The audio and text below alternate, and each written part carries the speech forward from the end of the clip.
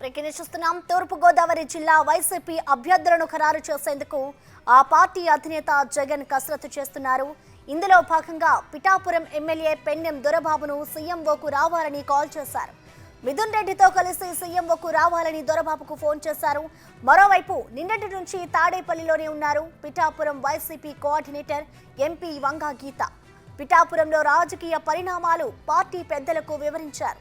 మరోవైపు తాడేపల్లి బయలుదేరారు దొరబాబు. కానీ సీఎంను కలవడంపై ఎటువంటి నిర్ణయం తీసుకోలేదని ఆయన చెబుతున్నారు. అయితే దొరబాబును కాకినాడ ఎంపీగా పోటీ చేయాలని ఇప్పటికే ప్రతిపాదనలు పెట్టినట్లు తెలుస్తోంది. కానీ ఇప్పటికే వైసీపీ కాకినాడ ఎంపీ అభ్యర్థిగా సునీల్ ప్రకటించింది.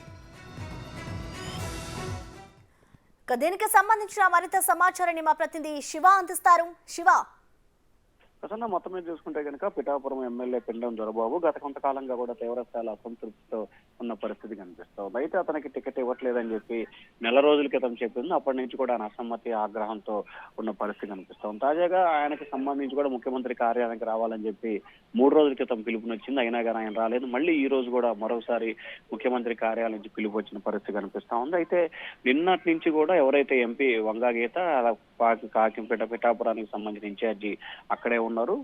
దొరబాబు ఆయన అనుచర వర్గం ఏమాత్రం కూడా సహాయ సహకారాలు అందించట్లేదు. ఆయన కనుక సహకరించకపోతే తన గెలుపుకి చాలా ఇబ్బందికర పరిస్థితులు ఏర్పడతాయి. ప్రస్తుతం అక్కడున్న విభేదాన్ని మీరు పరిష్కరించాలని చెప్పి కూడా ఆమె పార్టీ పెద్దలకి ఇప్పటికే 2 సార్లు ఫిర్యాదు చేసిన పరిస్థితి కనిపించింది. ఈ నేపథ్యంలో దొరబాబుని కాకినాడ ఎంపీగా పోటీ చేయాలని చెప్పి కూడా అధిష్టానం ఒక ప్రతిపాదనని పెట్టింది. ఆయన దానికి సంబంధించి సున్నితంగా తిరస్కరించారు. ఇప్పటికే కాకినాడ ఎంపీ అభ్యర్థిగా మంత్రి కారుమూరి నాగేశ్వరరావు కుమారుడు సునీల్ ని ప్రకటించిన నేపథ్యంలో మళ్ళీ నేను పోటీ చేసేది ఏంటి, మీకు నిజంగా అటువంటి ఆలోచన ఉంటే మొన్న ఎందుకు ప్రకటించలేదని చెప్పి కూడా ఆయన ప్రశ్నించినట్టు తెలుస్తా ఉంది. అయితే దొరబాబు మాత్రం ప్రస్తుతం అక్కడ పిఠాపురం నుంచి మాత్రం విజయవాడకు బయలుదేరారు. అయితే ముఖ్యమంత్రి కలుస్తానా లేదా అనే దానికి సంబంధించిన స్పష్టత లేదు. కొద్దిసేపటి నుంచి అయితే ఆయన మాత్రం కార్యకర్తలకి నేతలకి ఎవరికి అందుబాటులో లేరు. ఫోన్ అయితే స్విచ్ ఆఫ్ వస్తున్న పరిస్థితి కనిపిస్తా ఉంది. ప్రసన్న. Right, thank you Shiva.